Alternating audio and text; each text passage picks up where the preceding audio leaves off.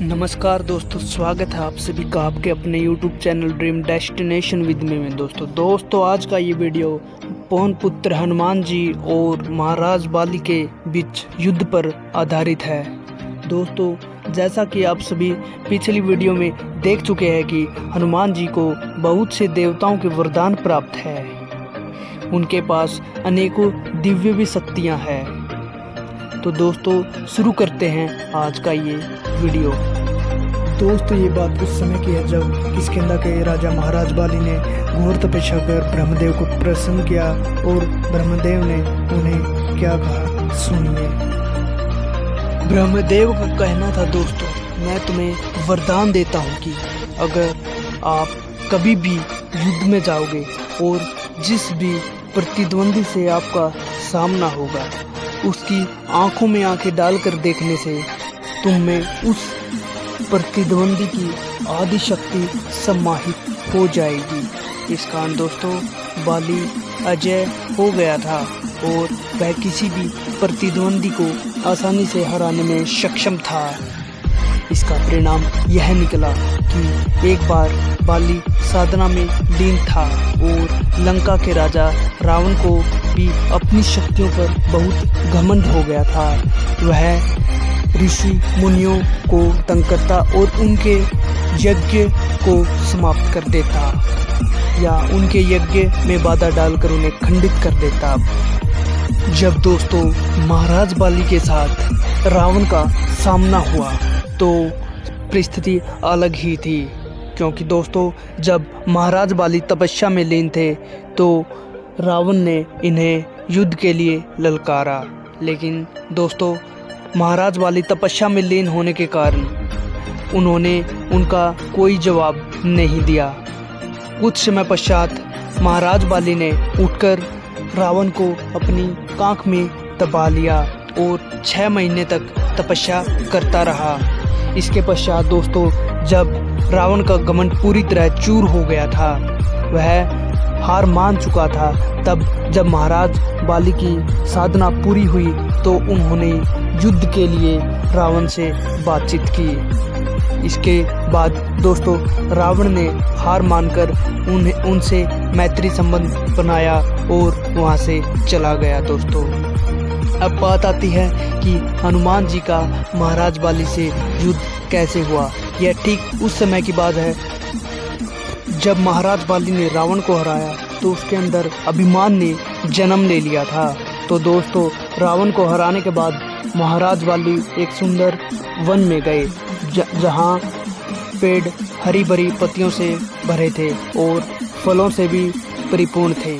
तब दोस्तों महाराज बाली ने उस वन में पेड़ों को उखाड़ना शुरू कर दिया और उन्हें इधर उधर फेंकना प्रारंभ कर दिया। दोस्तों उसी वन में दोस्तों भगवान हनुमान जी तपस्या में लीन थे, प्रभु श्री राम का नाम का जाप कर रहे थे। परिणाम स्वरूप हनुमान जी महाराज बाली के पास पहुँचे।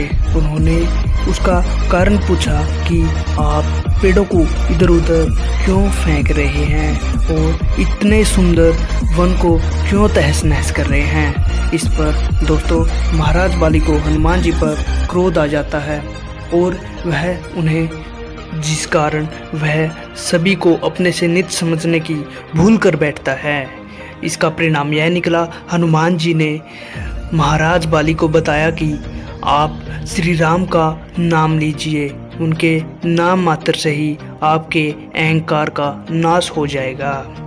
यह कहकर हनुमान जी ने उन्हें बताया कि उस महासागर की अगर एक भी बूंद मिल जाए तो भव्य सागर भी पार हो जाते हैं लोग।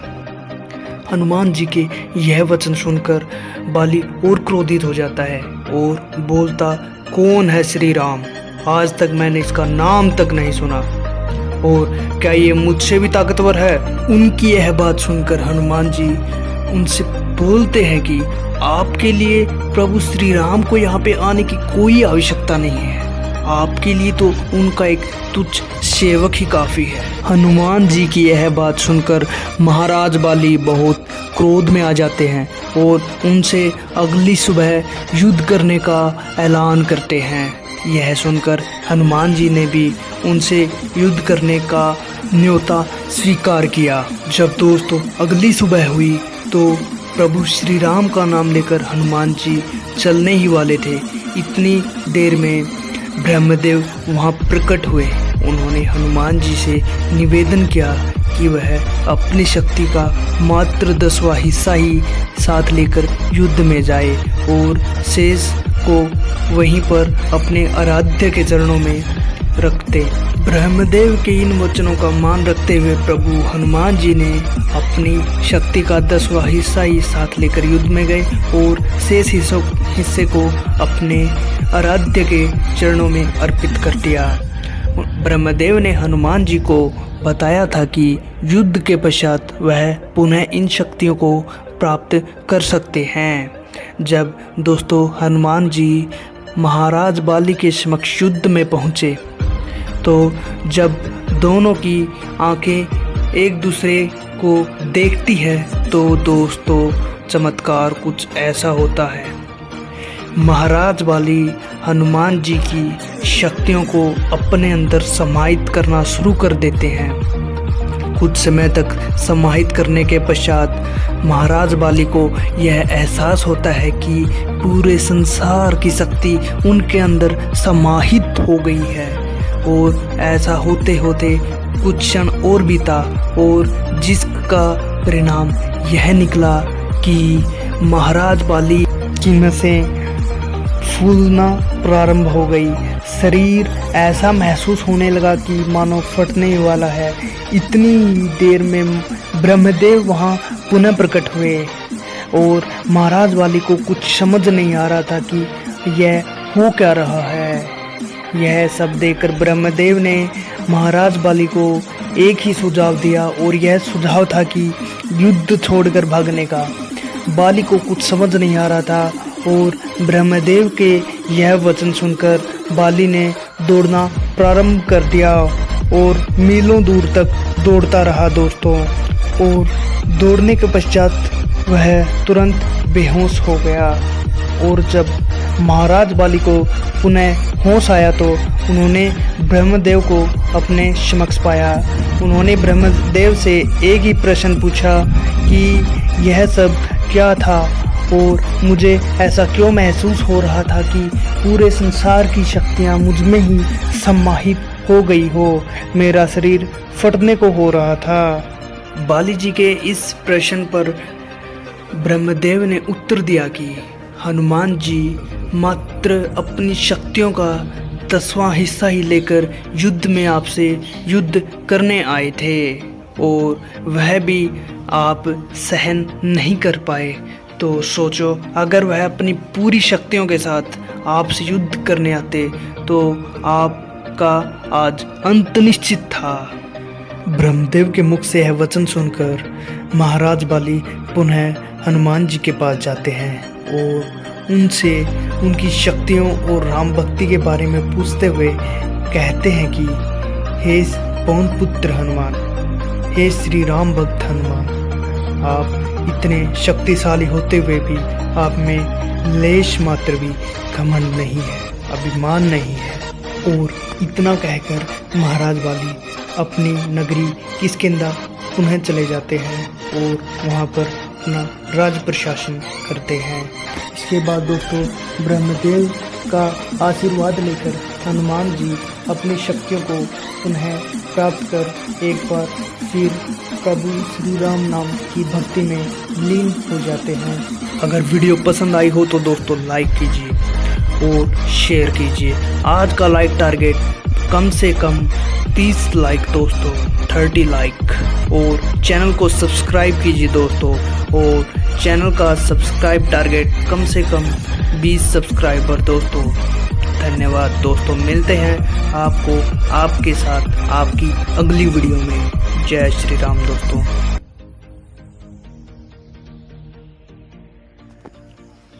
नमस्कार दोस्तों, स्वागत है आप सभी का आपके अपने YouTube channel dream destination with me में।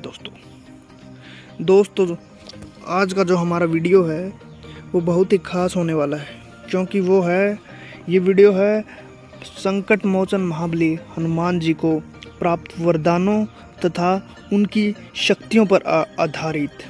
तो दोस्तों, जैसा कि आप जानते हैं कि जब बचपन में हनुमान जी को भूख लगी थी तो वो सूर्य को फल समझकर खाने उड़े थे। तो वो बस सूर्य को निगलने ही वाले थे, तब इंद्रदेव ने वज्र से प्रहार कर उन्हें मूर्छित कर दिया था, जिसका परिणाम ये निकला कि हनुमान जी को मूर्छित देखकर पवन देव ने एक गुफा में जाकर सारी हवा को अंदर खींच लिया था। तब धरती पर जीवन समाप्त होता देख देवों ने पवन देव के पास आकर पवन देव से निवेदन किया कि वह समस्त हवा को पुनः मुक्त कर दे। देवों के आग्रह पर उन्होंने प्राणवायु को पुनः मुक्त कर दिया था, लेकिन समस्या अभी भी यह थी कि हनुमान जी अभी भी मूर्छित अवस्था में थे। यह देखकर ब्रह्मदेव ने हनुमान जी को मूर्छित अवस्था से मुक्त किया और फिर सभी देवों ने उन्हें वरदान देने का सिलसिला प्रारंभ किया। सबसे पहले सूर्यदेव ने उन्हें अपने तेज का 100वां हिस्सा प्रदान करने का आशीर्वाद दिया और फिर साथ में शास्त्र ज्ञान देने का भी आशीर्वाद दिया था। दोस्तों, फिर कुबेर देव ने कहा था कि किसी भी अस्त्र शस्त्र का तेरे ऊपर आपके ऊपर कोई प्रभाव नहीं होगा, और हनुमान जी को गदा भी कुबेर देव ने ही भेंट की थी। फिर से यमराज जी ने कहा था कि तू मेरे दंड से सदैव दूर रहेगा और मृत्यु तुम्हें छू भी नहीं सकेगी। इसके बाद दोस्तों, भगवान शिव का कहना था कि मैं तुम्हें वरदान देता हूँ कि मेरे अस्त्र शस्त्र का तेरे ऊपर कोई भी प्रभाव नहीं होगा। वह अस्त्र शस्त्र चाहे किसी ने मुझसे वरदान में ही क्यों न प्राप्त किया हो, अगर आपके ऊपर उस अस्त्र का प्रहार किया जाएगा तो वह निष्फल हो जाएगा। देव शिल्पी विश्वकर्मा का कहना था कि मैं तुम्हें वरदान देता हूँ कि मेरे द्वारा बनाए गए किसी भी अस्त्र शस्त्र का तेरे ऊपर कोई प्रभाव नहीं होगा। देव शिल्पी विश्वकर्मा द्वारा बनाए गए जैसे सुदर्शन चक्र, त्रिशूल, चंद्रहास, खड्ग इत्यादि। भगवान इंद्रदेव का कहना था कि आज के बाद मेरे वज्र का तेरे ऊपर कोई प्रभाव नहीं होगा और यह अपने मन की गति से कहीं भी आ जा सकेगा। वरुण देव का भी कहना था कि मैं तुम्हें वरदान देता हूँ कि तू सदैव मेरे पास से तथा जल के बंधन से मुक्त रहेगा। अग्निदेव का कहना था कि मैं तुम्हें वरदान देता हूँ कि कितनी भी भीषण अग्नि क्यों न हो, वो आपका कोई अहित नहीं कर सकती, कितनी भी प्रचंड ज्वाला क्यों न हो। उसके बाद कालदेव का कहना था कि मैं तुम्हें आशीर्वाद देता हूँ कि तुम्हें किसी भी प्रकार का कोई व्याधि अथवा रोग नहीं होगा, तुम सदैव ही निरोगी रहोगे और मृत्यु तुम्हारा कुछ भी नहीं बिगाड़ पाएगी, अर्थात तुम्हारी आज्ञा के बिना मृत्यु तुम्हें छू भी नहीं सकती और तुम्हें इच्छा मृत्यु का वरदान है। ब्रह्मदेव का कहना था कि मैं तुम्हें वरदान देता हूँ कि तू सदैव ही दीर्घ आयु होगा, तुम्हें युद्ध में कोई पराजित नहीं कर पाएगा और किसी भी प्रकार के ब्रह्मदंड का तेरे ऊपर कोई प्रभाव नहीं होगा और न ही ब्रह्मास्त्र से तेरा वध किया जा सकेगा।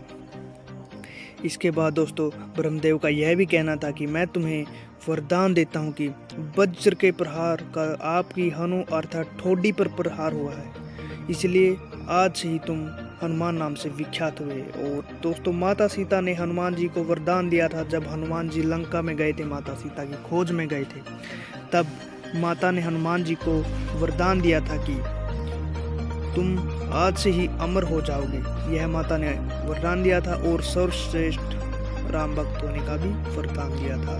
भगवान श्री राम ने कहा था, तुम कलयुग के अंत तक रहकर संसार की रक्षा करोगे और संसार में धर्म के प्रतीक माने जाओगे। यह सब कहते हुए श्री राम ने कहा था कि तुम संकट मोचन होगे, लोगों की हर पीड़ा को दूर कर पाओगे और हरि भक्तों के तुम ही रखवाले होगे। कलयुग में अधर्म ज्यादा होगा, भक्ति का लोप हो रहा होगा, धर्म के रक्षक होगे तुम हनुमान जी। अर्थात कलयुग में भगवान हनुमान को ही धर्म का रक्षक नियुक्त किया गया था। दोस्तों, आज की वीडियो में बस इतना ही। अगर वीडियो पसंद आई हो तो लाइक और शेयर करें। वीडियो का लाइक टारगेट है कम से कम 20 लाइक दोस्तों, जो आपके लिए बड़ा टारगेट नहीं है। चैनल को सब्सक्राइब करें और सब्सक्राइब टारगेट है हमारा कम से कम 20 सब्सक्राइबर दोस्तों।